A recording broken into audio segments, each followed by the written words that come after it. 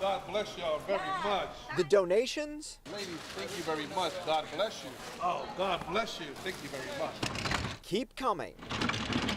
By bin, bag, and box. Everybody's coming together on a positive note, helping out somebody from somewhere else. This is the third and final day of the Help for Houston Drive at Boston City Hall. Boston's an awesome city, so I knew we would put something together.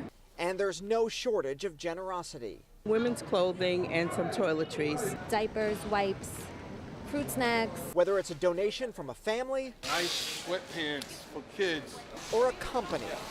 Rhode Island-based CVS delivering 3 pallets of water. Boston's own Gillette dropping off more than 4,000 razors and other toiletries. There's a group of us that are donating product, and I'm very happy to do it. Those items will all be shipped down to the Houston area for those in need. Diapers, baby formula, non-perishable food, new clothing, and blankets are the most requested items. The giving is not stopping. It's great. People from all walks of life, their hearts are with Houston. The Commonwealth Bridge construction in Boston is moving forward, creating roadblocks and confusion for commuters on bikes, in cars, and on foot. I'm not quite sure how you can get that way. Trying to get to work for the next 3 weeks as the bridge is replaced will be more tricky, but these women say they're already making adjustments. Well, I actually drove at the complete opposite end of campus and I'm walking. I'm actually quite happy for health reasons to do some walking, but it'd be nice to have a little better signage so that I know what direction to go. No cars can be found on Commonwealth from Kenmore Square to Packard's Corner. Instead, shuttle buses are on the road driving passengers between Green Line stops. Green Line shuttle bus. Tonight, the impact will reach even further when drivers on the Mass Pike begin to see lane reductions. Go down Amory Street. But despite detours, many commuters say they understand. And in the meantime, they'll just recalculate until they reach their destination. Well, I think if you're used to driving in Boston, summer is construction weather, so what are you going to do, not fix a 50-plus-year-old bridge? Among the regular weekend shoppers at the mall, you may find 2 not-so-typical customers. Leave it, yes. For Black Lab Jumba and Yellow Lab Kuare, this stroll is all about practice. Kuare walk. From taking the elevator to avoiding distractions. Leave it, yes. These service dogs in training are preparing for life with a veteran.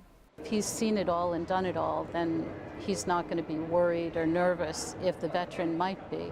Terry is Jumba's weekend puppy raiser with America's Vet Dogs. She's been showing the young dog new experiences each weekend for months. We walk around the airport, we go through baggage claim, watch everybody running around with their suitcases. He just comes into the family and he does whatever we do. Deb is Kuare's handler. She began volunteering as a way to give back to those who serve. I always try to think about what would a veteran perhaps need, and let's see if we can go do that.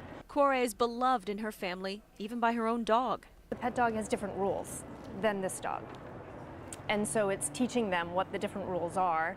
And the rules are very different for this puppy who is learning how to pick up items and navigate potentially stressful situations. Yes, he hears something that's distracting, then comes back to me. He gets reinforcement for doing that. Key behaviors that will help a veteran who may be struggling with daily tasks due to an injury or illness. It just gives them a sense of independence.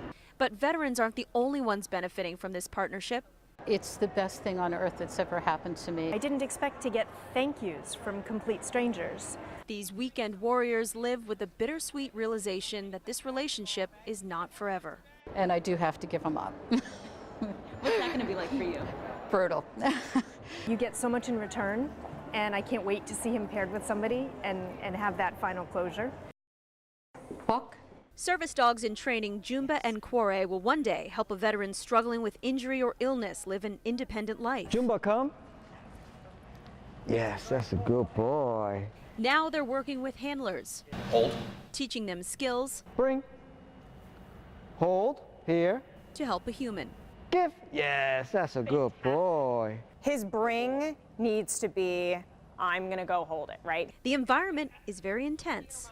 Everywhere I go, he's there. Because it's inside a prison. Ramon is Jumba's inmate handler at MCI Shirley. When we first got him, he didn't know nothing. So The inmate and puppy have grown together. I've been more patient. I learned how to control my anger. Ramon puts all of his focus on Jumba's training, and each week they learn new behaviors along with fellow inmate handlers and dogs. Unlike guide dogs, vet dogs need to master these tasks. These inmates have the time to devote to getting really fantastically trained dogs. Time? Yep. Nice. That's starting to teach them to get the texture in their mouth, and eventually they're going to start picking up objects on water bottles, the leash. Training has made it easy for Ramon to deal with prison life.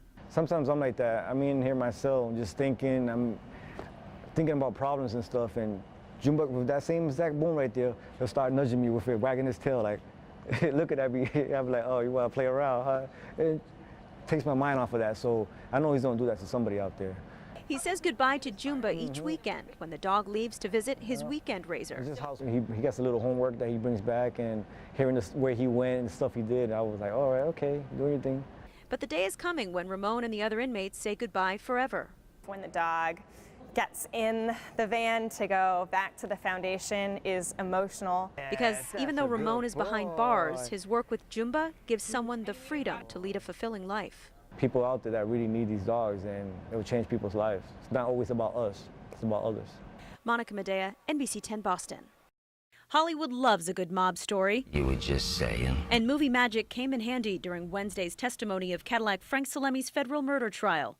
2 witnesses who testified against the former New England mob boss are inspectors in the Witness Protection Program. U.S. Marshals argued if they appeared in a public courtroom, their lives could be in danger. The judge let them use fake names and wear disguises done by a movie makeup artist, so their true identities aren't revealed. In court, the first witness, John Douglas, wore long hair, a beard, and possibly a fake nose, according to our reporter in court. Looks like they lost a bet, is what happened. The second, Kevin Smith, sporting red hair. Do you need a puff? Boston-based movie makeup artists Trish Cheney and Nikki Plow aren't involved in the trial, but they have worked on a number of films in the region. I had a lot of fun on Gone Baby Gone with Amy Ryan because we had to make her look like a down and dirty drug addict. A police officer stopped her and told her she couldn't go any further because she wasn't part of the crew. So that sold her. They say changing character could be as simple as adding hair, maybe even tattoos for good measure. We have to know the anatomy of a face. I mean, in some cases, we have to age people. We have to know the bone structure, how it changes. Trish and Nikki transformed our managing editor, Andy. Some heads turned, and there was confusion. How are you? He may have felt like a different person, but is he unrecognizable? You be the judge. Is it possible to train a cat? Absolutely. Yeah. Yeah, absolutely. Just in the same way that, you could train a dog. You've seen the big cats at the circus. You can bring some of that training into your own home. That's where the MSPCA's Kitten Kindergarten comes in. There's a critical window of socialization for cats, just like dogs. We teach them to sit.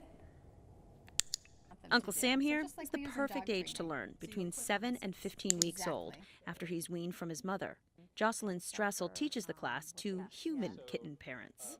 We want to get them used to all of the things they're going to encounter within their adult life, so things like veterinary care, grooming, nail trims, meeting other people, meeting other animals. Yes, even dogs, who seem to get all the attention when it comes to training.